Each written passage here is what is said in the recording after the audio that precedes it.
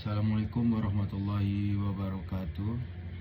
Sebelumnya perkenalkan, nama saya Afnan Nari Fauzan dengan NIM 2005-2034 dari Prodi Pendidikan Kewarganegaraan.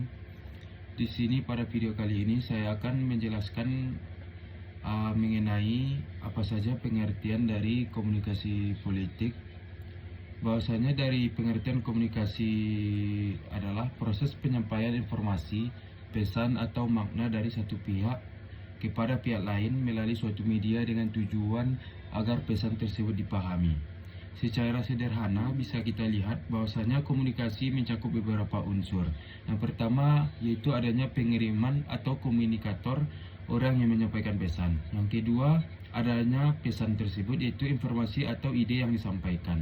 Dan yang ketiga adanya media atau saluran, alat atau cara untuk menyampaikan pesan, misalnya lisan, tulisan ataupun digital.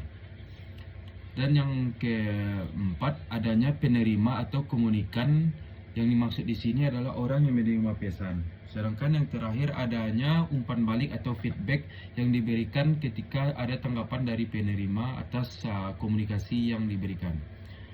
Adapun komunikasi bisa terjadi secara verbal ataupun non-verbal. Yang pertama yaitu menggunakan kata-kata atau lisan atau tulisan, itu yang dimaksud dengan verbal.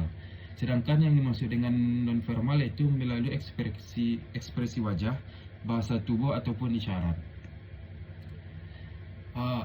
Dan adapun di sini saya akan menjelaskan tujuan dari komunikasi tersebut.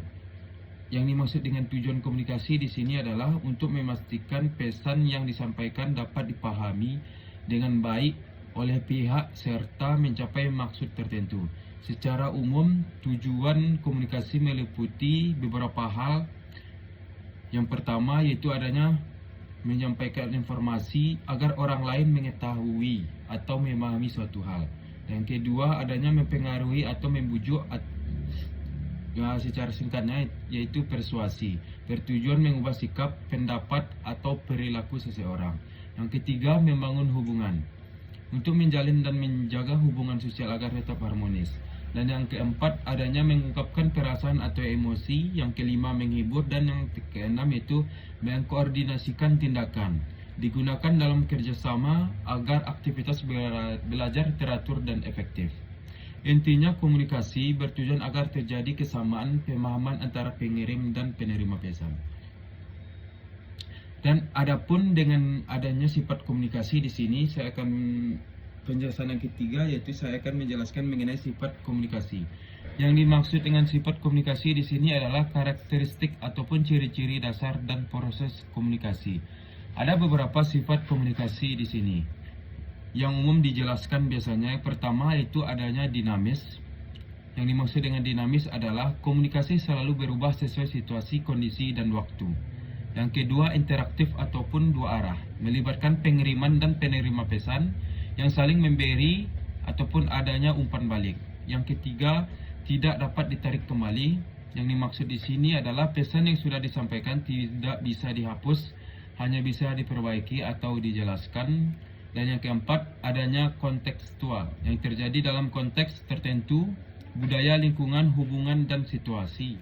Yang kelima adanya simbolik, menggunakan simbol seperti kata-kata, bahasa tubuh, dan bahasa tertentu. Yang keenam adanya bersifat subjektif, makna pesan bisa berbeda tergantung kata-kata atau bahasa tubuh masing-masing individu. Yang ketujuh adanya terjadi secara sadar ataupun tidak sadar.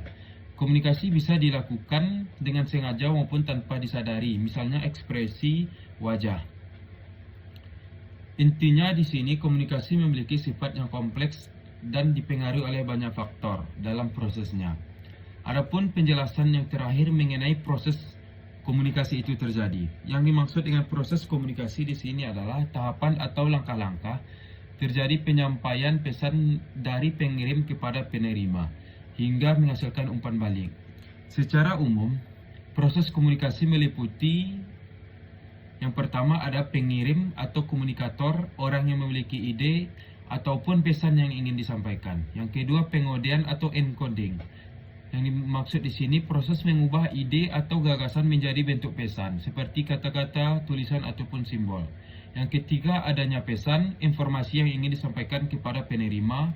Yang keempat, adanya media ataupun saluran sarana yang digunakan untuk menyampaikan pesan tersebut. Misalnya, berbicara langsung, telepon, ataupun media sosial.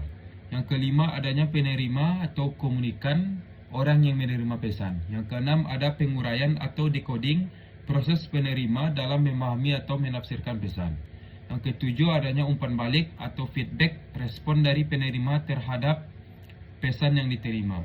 Yang kedelapan, adanya gangguan atau noise, hambatan yang dapat mengganggu proses komunikasi tersebut, seperti suara bising, perbedaan bahasa, ataupun salah paham. Kesimpulannya dari proses komunikasi ini ialah proses komunikasi adalah alur dari pengiriman pesan ke media, ke penerima, ke umpan balik yang bisa dipengaruhi oleh berbagai apapun. Sekian untuk penjelasan pada pertemuan kali ini mengenai pengertian dari komunikasi, sifat komunikasi, proses komunikasi, dan tujuan dari komunikasi. Sekian dari saya. Assalamualaikum warahmatullahi wabarakatuh.